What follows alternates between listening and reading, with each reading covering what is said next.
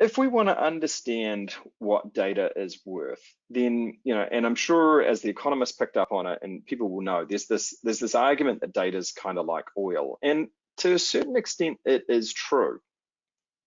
And that, first of all, data is only potentially valuable, right? So if a gusher suddenly spikes in your backyard, it's only potentially valuable. There's a lot of things that need to happen before data goes from your backyard into a barrel and creates value for somebody down the line, essentially, right?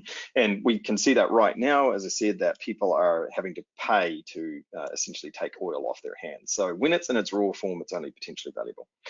Secondly, there's a cost to extract it. Right? So there's a cost associated with the extraction of value from data. And this is why understanding what the value of the data is so important, because unless we understand one side of the equation, the value side, we can't understand whether the cost side makes sense.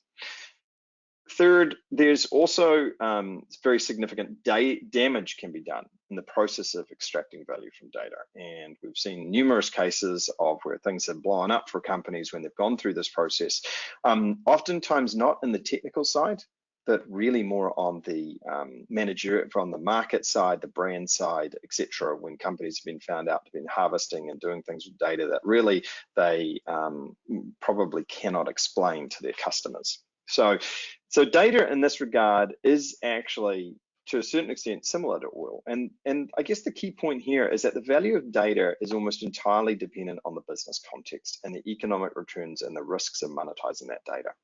So we cannot look at data in and of itself as being a resource that has a value, an intrinsic value. Its data, its value comes from context and the business context.